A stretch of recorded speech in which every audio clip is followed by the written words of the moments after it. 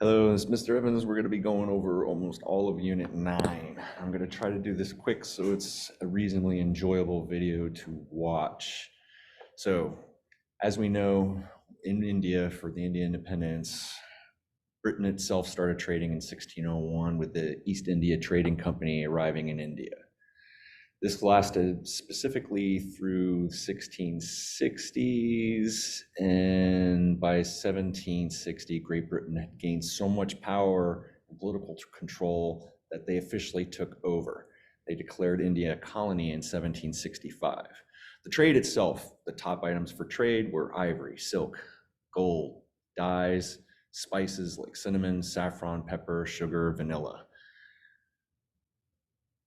Then colonial life, when Britain took over, the roles of any Indians in government was nil, absolutely zero. Indians were treated as second-class citizens, and there was a definite inequality under British laws. There was unjust treatment. Indians were also very taxed heavily by British goods that were found in their own country. So the British would take on items and then resell it back to the Indians. There was resentment definitely growing. There was protests starting for change, and Britain offered some reforms, but nothing that would result in a big change. So with that lack of change, Indians were starting to face the item of trying to call for independence. So there was this growing nationalism in 1800s. We saw that with a lot of the other countries that we were looking at before. So as nationalism grew, the belief that people should be loyal to those with whom they share a common history and customs, that grew within. And there were two groups that had started for rights for Indians. One was the Indian National Congress in 1885 and the Muslim League in 1906. Then we have a pivot point, World War I. British needed a lot of people to enlist in the support of World War I, and millions of Indians did join with the British Army on the promise that they would have more control in their government. But then after the war was over, nothing really changed. So the Indians were upset by these false promises. So they started to protest more. The problem is that if you protested and were arrested, you were sent to jail for 2 years without a trial. And in 1919, we have a horrible tragedy. Outside of the Temple of Amritsar, British soldiers started shooting at a large group of Indians who they claimed were gathering illegally. During this tragedy, over 400 people were killed, 1,200 were injured. It was an awful massacre, and it started to spur Mohandas Gandhi into action to fight for Indian independence. So Mohandas Gandhi was born in India on October 2nd, 1869, and he studied law in England. After practicing law for some time in South Africa during the apartheid, he returned to India in 1914 with a determination that people should be treated equally no matter their race or religion. He was shocked by the way Indians were segregated and oppressed by the British authorities. After the Amritsar massacre, Gandhi quit practicing law and decided to devote his life to fighting for equality for all Indians. He was engaged in how the British discriminated against the Indians. Gandhi believed it was time for the people of India to stop obeying unjust British laws. Gandhi did not think that forceful resistance was the right path for Indian independence. Instead, he encouraged his followers to practice nonviolent protests against the British order in order to bring about the social change. So Gandhi encouraged Indian followers to disobey unjust British laws in a peaceful manner without using violence. So Gandhi developed what he called a system of civil disobedience, and he believed that it would make the world recognize the injustice in India and force change without using violence. He believed that acts of goodness produced positive reactions while violence only produced negative ones. He led his followers in economic boycotts, hunger strikes, and nonviolent protests to oppose the unfair treatment of Indians. In 1930, Gandhi led a 240-mile march to the ocean to oppose a British tax on salt. Guards responded by clubbing and beating the peaceful protesters. But the most important part is that news of this event spread worldwide, and people around the world began to call for British to grant Indian independence. And even though Gandhi and his followers practiced nonviolence, the British authorities did not. Indian protesters suffered brutal beatings and long prison sentences. Despite the dangers, more and more Indians did follow Gandhi's wisdom of nonviolent resistance and generated support for nationalism and independence. After fighting World War II, here's really important. Britain no longer had enough money to keep India under its control. Great Britain finally agreed to give up their colonial claims to India. On August 15th, 1947,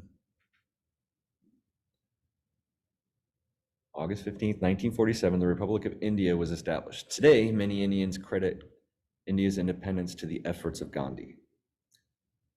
And even though India had won its independence, things were not peaceful in the country.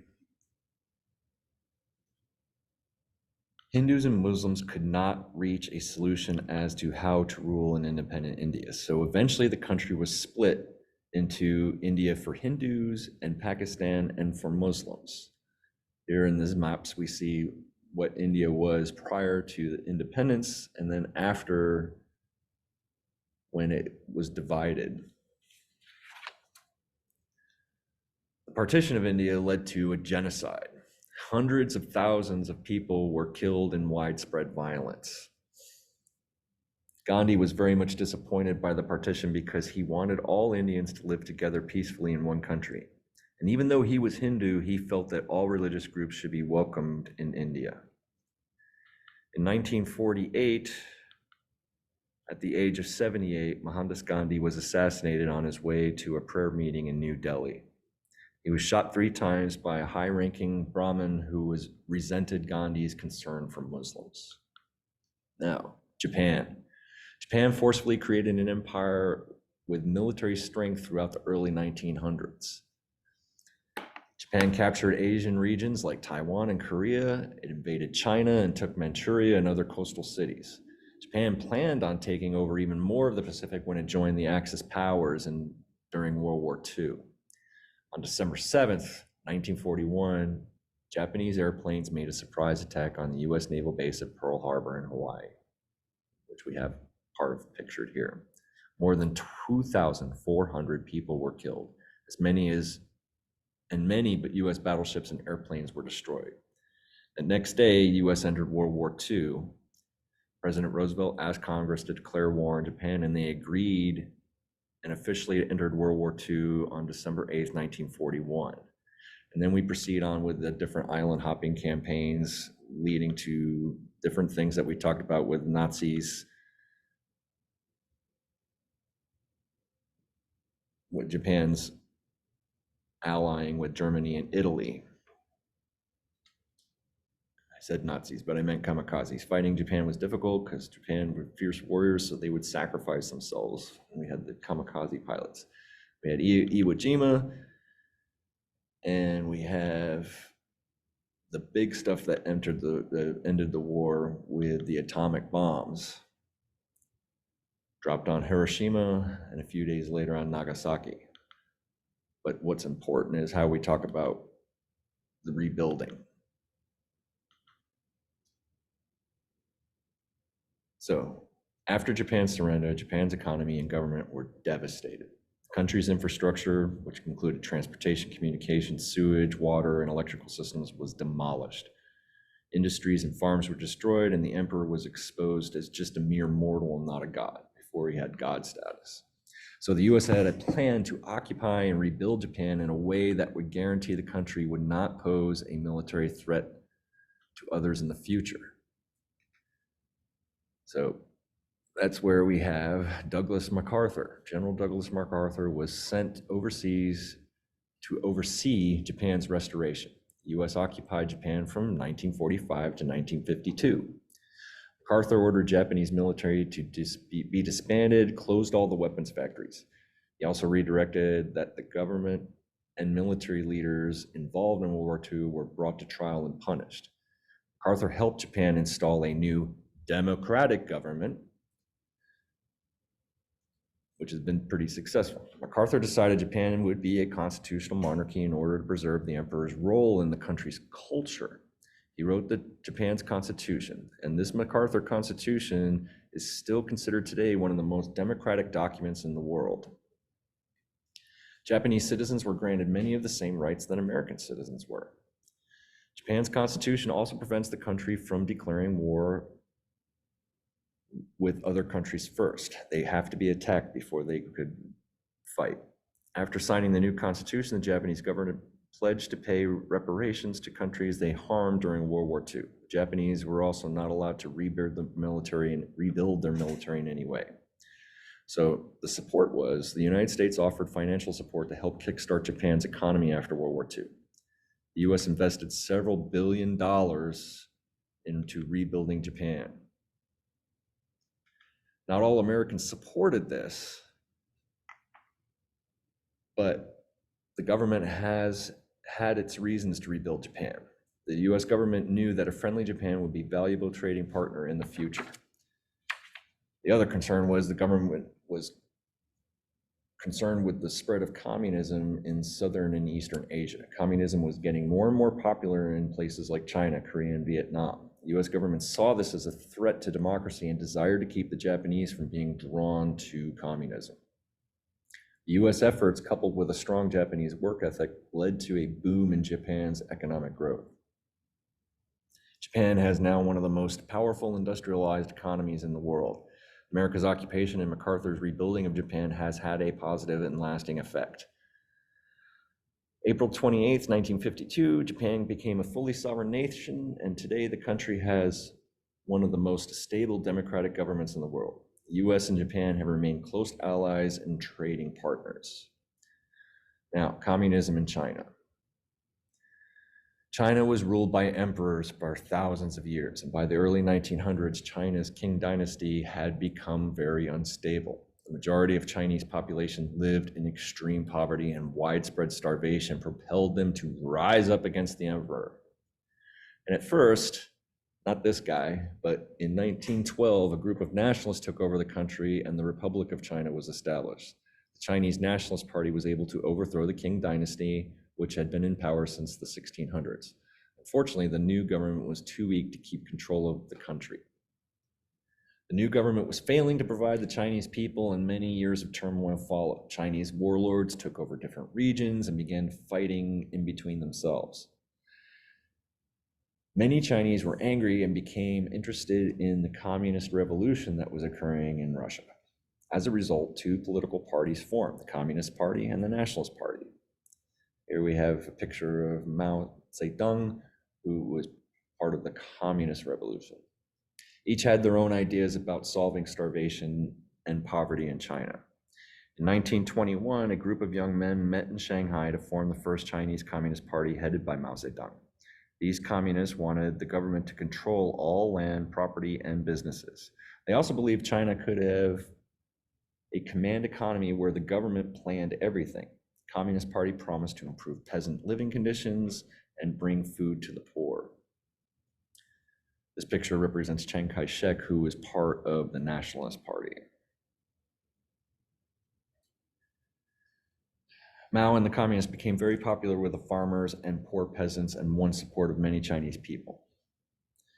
Mao believed that farmers and factory workers were going to be the most important aspects of the success of China. In 1927, a civil war broke out in China. Mao led over 600,000 people on the long march through the mountains over 6,000 miles to avoid being captured by the nationalist government. Two sides continued to fight throughout China until 1935, when they joined forces to resist the Japanese invasion. That truce, however, ended after World War II. things became tense again. The Soviets supported the Communist Party, and the United States tried to help the Chinese nationalists through Chiang Kai-shek. Communism gained more and more supporters until they finally gained control of the nationalist government. On October 1st, 1949, Mao declared the creation of the People's Republic of China, a communist state. Mao was appointed head of China's government and had almost complete control over the country. He became extremely popular with many Chinese when he took land from the wealthy and gave it to poor peasants. If you want to know, Chiang Kai-shek himself, him and his party moved to Taiwan. At the time, China had very little industry and relied heavily on agriculture. Mao had a big challenge of increasing wealth among Chinese citizens because the economy was so weak. In 1958, the communist government developed an economic plan that they hoped would solve the problem. This was called the Great Leap Forward. Great Leap Forward would modernize Chinese economy by building up the coal and steel and iron industries. It also called for increasing farm productivity. The plan revolved around the communist idea that citizens don't work for personal gain, but rather for the good of the community and the country. Under the Great Leap Forward, the government took over businesses, factories, all private property. They set up communes where 25,000 people lived and worked as a group. The government was in control of the people's work schedules and social lives. Workers didn't own the land. They didn't own the land that they worked, nor did they get to keep the goods they created. Goods made in the communes were collected by the government and then distributed to citizens. The ration system was in place in the communes, and each family was given a set amount of food, clothing, and other necessary items.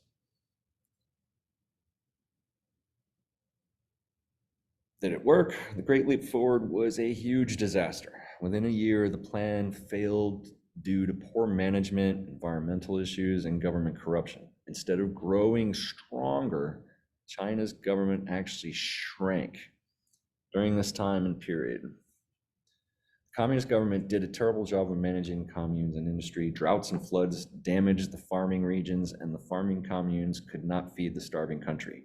Corrupt government officials kept more of their share of ration food and goods. From 1958 to 1960, one of the largest famines in history struck China. The Great Leap Forward left the Chinese people ill-prepared to handle it, and about 20 million citizens died during this time. Individual rights and freedoms also suffered during this time, and many people did not like the government making all the decisions for them.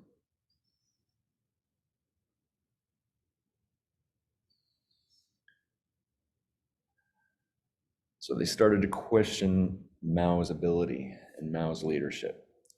So then we have the Cultural Revolution. Mao realized that he was losing control of the country. So in response, he created a new program called the Cultural Revolution in 1966. Mao promised that the revolution would restore the spirit of communism and bring Chinese culture back to the country. In reality, Mao created the Cultural Revolution to stop opposition to communist rule. He urged students to quit school and wage a war on anyone who opposed communism. Students were organized into an army known as the Red Guards. They attacked, imprisoned, and even killed those suspected of not agreeing with Mao. Any artist, writer, professor, or religious leader who opposed communism was tortured, imprisoned, or killed. Monuments, statues, and artwork were created before the Cultural Revolution were destroyed. Schools and factories shut down, and the economy grew even weaker. Fear and distrust in the government created a mass chaos in China. The purpose of the Cultural Revolution was to restore ancient Chinese culture and traditions, but in reality, it served as a brutal way to eliminate the opposition.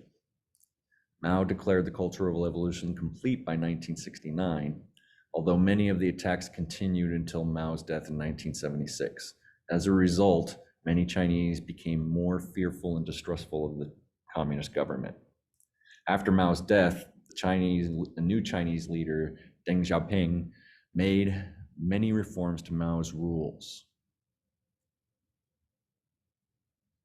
but the government still stuck to its communist roots. Xiaoping allowed farmers to own their own land, opened China to foreign investment, and allowed some private businesses to reopen.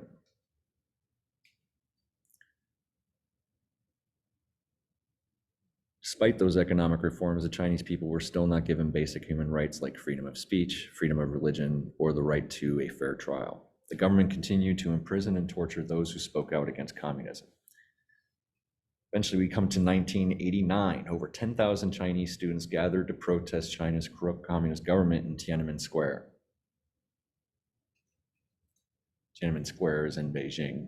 They filled the square for 7 weeks, peacefully protesting communism and calling for a move towards democracy. They inspired others to protest throughout China. On June 4th, 1989, the Chinese government had enough and took action against the peaceful protesters, opened fire on the protesters that refused to leave.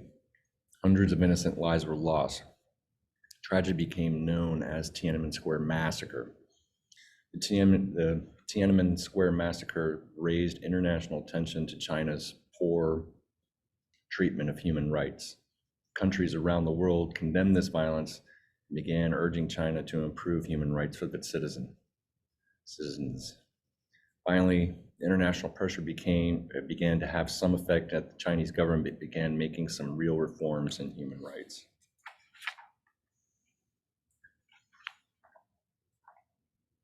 Now, in containment of communism, at the end of World War II, the United States and the Soviet Union and Great Britain made an agreement on how they would put the world back together. Each country would temporarily occupy the lands that were impacted by the war. They would work to restore order, and free elections would be held so that the people could decide on their future governments. Once peace was declared, the Soviet Union found itself reluctant to leave its occupied countries. The Soviet Union worked hard to be sure that the new governments were communist. It eventually began to take over Eastern Europe and the Asian countries by force in order to spread communism. The United States was furious and saw this as breaking promises made after World War II. The US offered aid to countries threatened by the Soviets. When communists took over in China in 1949, the US became extremely worried about communism spreading through Southern and Eastern Asia. This was called the domino theory. President Harry Truman believed that when a country became communist, all the nearby countries would also start turning communist.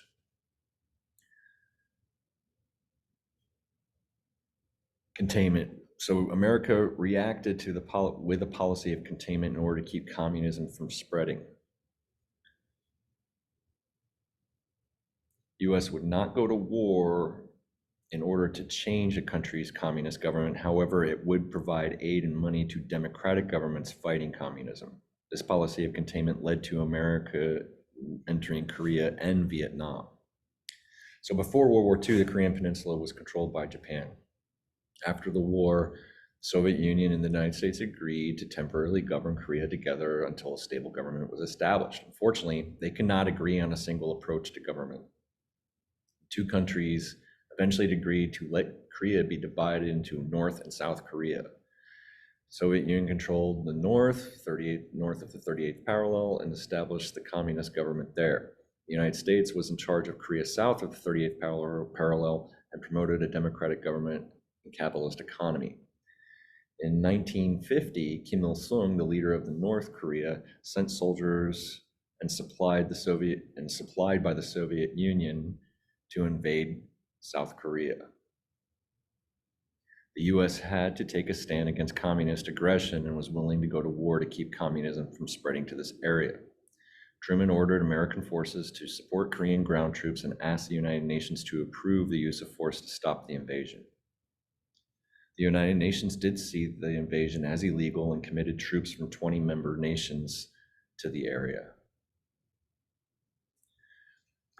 General Douglas MacArthur, our guy who was rebuilding Japan, commanded the UN force and led defense of South Korea. The combined UN forces were able to drive North Korean soldiers out of South Korea all the way to the Chinese border.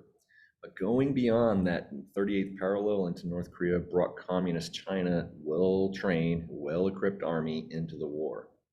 Communist Chinese attacked and forcing the UN soldiers to retreat back to South Korea. They eventually get to a stalemate. When the fighting finally stopped in 1953, Korean War ended in a stalemate. No winner. The 38th parallel dividing line remained intact between the two countries. The Korean peninsula was badly damaged and many lives were lost. Today, South Korea remained free, so containment of communism worked. And then South Korea has free elections and a democratic constitution. North Korea remains a communist country under an autocratic rule of Premier Kim Jong-un.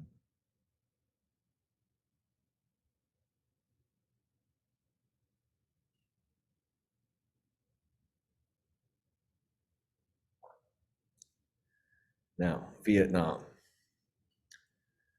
France had a claim to what is called Indochina, which consists of Vietnam, Cambodia, and Laos in the early 1900s. Well, Japan took control of Indochina during World War II, but after the Japanese were defeated, France wanted to have its colony back.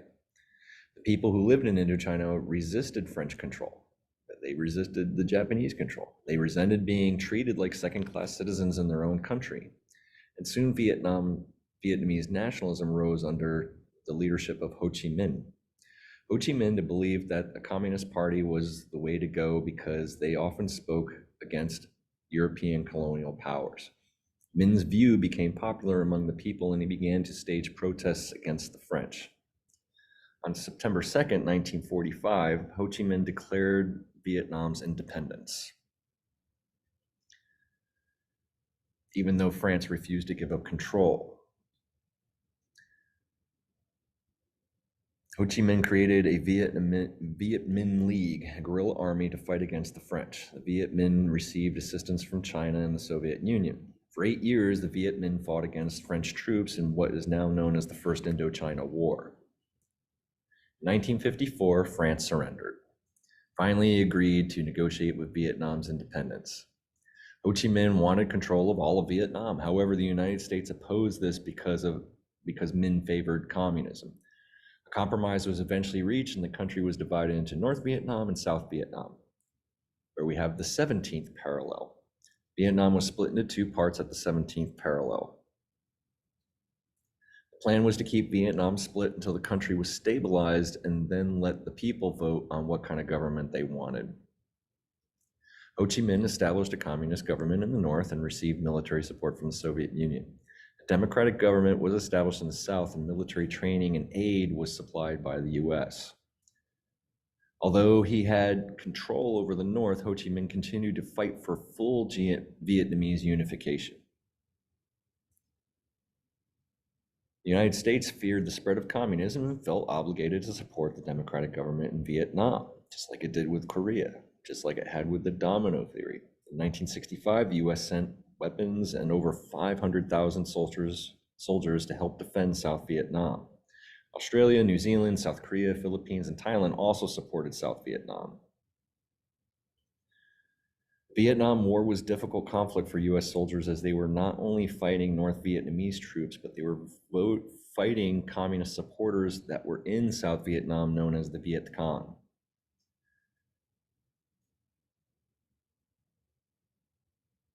The Viet Cong were mostly peasants and farmers who believed that communism would improve their way of life. They supported Ho Chi Minh and felt that it was time to end foreign involvement in their country. American and South Vietnamese troops had better training and more supplies, and the Viet Cong and the North Vietnamese made up for that weakness by engaging in guerrilla warfare. Small groups of Viet Cong would surprise attack US troops and then quickly retreat into the jungle before they had time to fight back.